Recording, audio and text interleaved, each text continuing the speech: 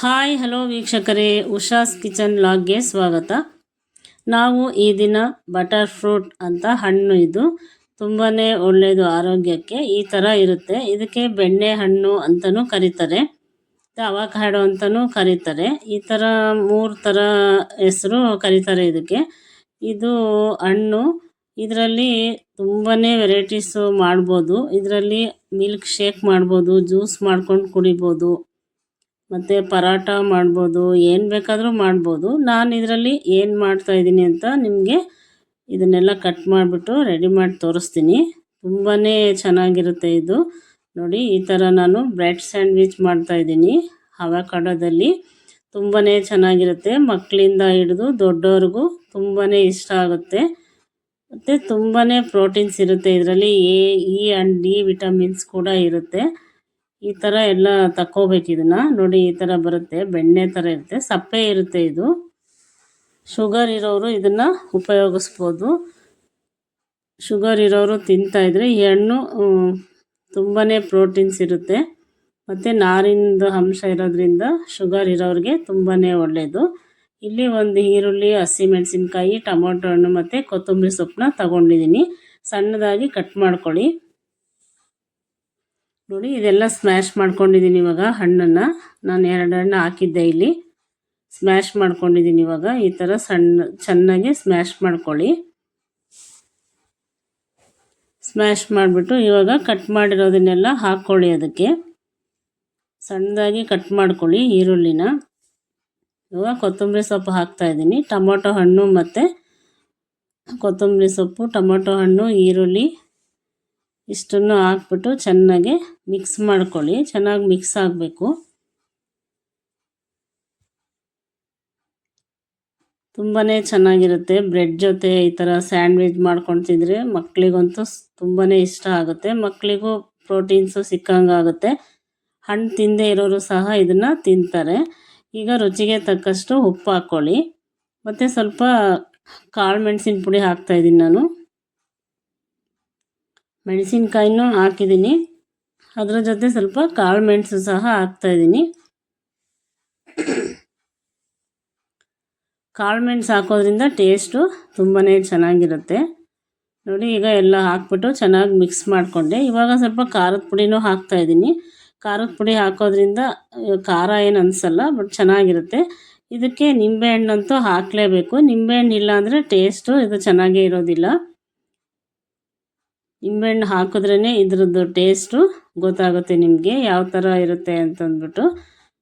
ನೋಡಿ, ಈಗ ಎಲ್ಲ ಹಾಕ್ಬಿಟ್ಟು ಚೆನ್ನಾಗಿ ಈ ಥರ ಮಿಕ್ಸ್ ಮಾಡ್ಕೋಬೇಕು. ಎಲ್ಲದನ್ನು ಸಣ್ಣದಾಗಿ ಕಟ್ ಮಾಡ್ಕೊಳ್ಳಿ. ಇದರಲ್ಲಿ ಮಿಲ್ಕ್ ಶೇಕ್ ಮಾಡಿಬಿಟ್ಟು ಮಕ್ಕಳಿಗೆ ಮಾಡಿಕೊಡಿ. ಹಣ್ಣಂತೂ ತುಂಬಾ ಪ್ರೋಟೀನ್ಸು ಇರುತ್ತೆ ಇದರಲ್ಲಿ. ಮಿಲ್ಕ್ ಶೇಕ್ ಮಾಡಿಕೊಡಿ ಮಕ್ಕಳಿಗೆ, ದೊಡ್ಡವರಿಗೂ ಮಾಡಿಕೊಡಿ, ತುಂಬ ಒಳ್ಳೆಯದು. ನೋಡಿ, ಇಲ್ಲಿ ನಾನು ಒಂದು 4 ಪೀಸು ಬ್ರೆಡ್ ತಗೊಂಡಿದ್ದೀನಿ, ಬ್ರೆಡ್ ಸ್ಲೈಸ್ ತಗೊಂಡಿದ್ದೀನಿ. ಇವಾಗ ಒಂದು ತವದ ಮೇಲೆ ಈ ಥರ ಬೆಣ್ಣೆನ ಸವರ್ಕೋಬೇಕು. ನಿಮ್ಮ ಹತ್ರ ಫ್ರೈ ಪಾನ್ ಇದ್ದರೆ ಅದರಲ್ಲೇ ಮಾಡ್ಕೊಳ್ಳಿ. ಫ್ರೈ ಪಾನ್ ಇಲ್ಲ ಅಂದರೆ ದೋಸೆ ತವದಲ್ಲೇ ಮಾಡ್ಬೋದು.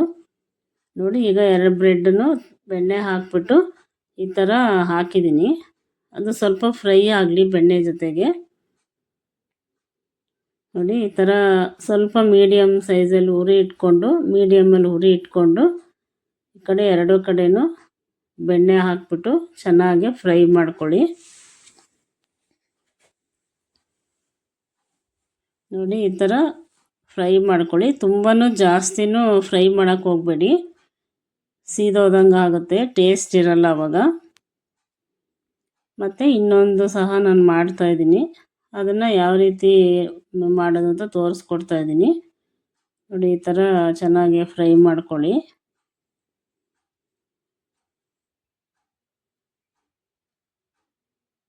ಇವಾಗ ಒಂದು ಪ್ಲೇಟ್ ಮೇಲೆ ಇಟ್ಬಿಟ್ಟು ಈಗ ಮೇಲ್ಗಡೆ ಇದನ್ನು ಸ್ಟಫ್ ಮಾಡ್ಕೊಳ್ಳಿ. ಹೀಗೆ ನಾವೇನು ಬಟರ್ ಫ್ರೂಟ್ನ ಎಲ್ಲ ಮಿಕ್ಸ್ ಮಾಡ್ಕೊಂಡಿದ್ವಲ್ಲ ಅದನ್ನು ಬ್ರೆಡ್ ಮೇಲೆ ಈ ಥರ ಸ್ಪ್ರೆಡ್ ಮಾಡ್ಕೊಳ್ಳಿ. ತುಂಬಾ ಟೇಸ್ಟಿಯಾಗಿರುತ್ತೆ. ಯಾರೆಲ್ಲ ಹೊಸಬ್ರಾಗಿದ್ದರೆ ನಮ್ಮ ಚಾನೆಲ್ನ ಸಬ್ಸ್ಕ್ರೈಬ್ ಮಾಡ್ಕೊಳ್ಳಿ. ಪ್ಲೀಸ್ ಲೈಕ್ ಮಾಡಿ, ನಿಮ್ಮ ಫ್ರೆಂಡ್ಸ್ಗಳಿಗೆಲ್ಲ ಶೇರ್ ಮಾಡಿ. ಹೇಗಿತ್ತು ಅಂತ ಕಮೆಂಟ್ ಬಾಕ್ಸಲ್ಲಿ ತಿಳಿಸಿ. ನೋಡಿ ಇವಾಗೆಲ್ಲ ಸ್ಪ್ರೆಡ್ ಮಾಡಿದ್ದೀನಿ. ಈ ಥರ ಮೇಲ್ಗಡೆ ಸ್ಪ್ರೆಡ್ ಮಾಡಿಬಿಟ್ಟು ಸ್ಟಫ್ ಮಾಡಿಬಿಟ್ಟು ಅದ್ರ ಮೇಲೆ ಇನ್ನೊಂದು ಬ್ರೆಡ್ನ ಈ ಥರ ಇಡಬೇಕು.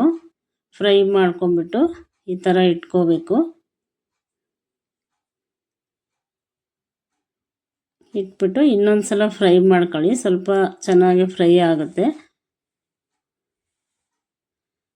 ನೀವು ಇದ್ರ ಮೇಲೆ ಚೀಸ್ ಏನಾದರೂ ಬೇಕು ಅಂದರೆ ಚೀಸ್ ಸಹ ಹಾಕ್ಬಿಟ್ಟು ಈ ಥರ ಮಾಡ್ಕೋಬೋದು. ಅದನ್ನು ಸಹ ತುಂಬಾ ಚೆನ್ನಾಗಿರುತ್ತೆ. ನೋಡಿ ಇವಾಗ ಚೆನ್ನಾಗಿ ಫ್ರೈ ಆಗಿದೆ. ಈಗ ಈ ಥರ ಸಂಜೆ ಟೈಮು ಅಥವಾ ಬೆಳಗ್ಗಿನ ಉಪಹಾರಕ್ಕೂ ಸಹ ಈ ಥರ ಮಾಡ್ಕೊಂಡು ತಿನ್ಬೋದು. ಸಂಜೆ ಸ್ನ್ಯಾಕ್ಸಿಗೂ ಚೆನ್ನಾಗಿರುತ್ತೆ, ಬೆಳಗ್ಗೆ ಟಿಫನ್ಗೂ ಚೆನ್ನಾಗಿರುತ್ತೆ. ಮಕ್ಕಳಿಗೂ ಈ ಥರ ಟಿಫನ್ ಬಾಕ್ಸಿಗೆ ಹಾಕಿ ಕೊಟ್ಟು ಕಳಿಸಿ. ಆವಾಗ ಇಷ್ಟಪಟ್ಟು ತಿಂತಾರೆ ಮಕ್ಕಳು ಸಹ. ತುಂಬಾ ಟೇಸ್ಟಿಯಾಗಿರುತ್ತೆ. ಮಕ್ಕಳಿಗೆ ಮಾಡೋದಾದರೆ ತುಂಬ ಖಾರ ಎಲ್ಲ ಹಾಕಕ್ಕೆ ಹೋಗಬೇಡಿ, ಸಿಂಪಲ್ಲಾಗಿ ಮಾಡಿಕೊಡಿ. ಹಣ್ಣು ಮಕ್ಕಳಿಗೆ ದೇಹಕ್ಕೆ ಪ್ರೋಟೀನ್ ಸಿಕ್ಕಂಗಾಗುತ್ತೆ. ಅದಕ್ಕೋಸ್ಕರ ಈ ಥರ ಹಣ್ಣುಗಳಲ್ಲಿ ಈ ಥರ ಸ್ಯಾಂಡ್ವಿಚ್ ಮಾಡಿಕೊಡಿ. ತುಂಬ ಇಷ್ಟಪಟ್ಟು ತಿಂತಾರೆ ಮಕ್ಕಳು ಮತ್ತು ಟೇಸ್ಟಿಯಾಗಿ ಕೂಡ ಇರುತ್ತೆ. ನೋಡಿ ಇವಾಗ ಫ್ರೈ ಎಲ್ಲ ಆದಮೇಲೆ ಈ ಥರ ಮಧ್ಯದಲ್ಲಿ ಕಟ್ ಮಾಡಿ ಸೂಪರಾಗಿರೋ ಸ್ಯಾಂಡ್ವಿಚ್ಚು ರೆಡಿಯಾಗಿದೆ. ತುಂಬ ಟೇಸ್ಟಿ ಸಹ ಇತ್ತು. ನೋಡಿದ್ರೆ ಎಷ್ಟು ಚೆನ್ನಾಗಿ ಕಾಣ್ತಾ ಇದೆ. ನೋಡಿದ ತಕ್ಷಣ ಒಂದು ಲೈಕ್ ಕೊಡಿ. Thank you for watching this video.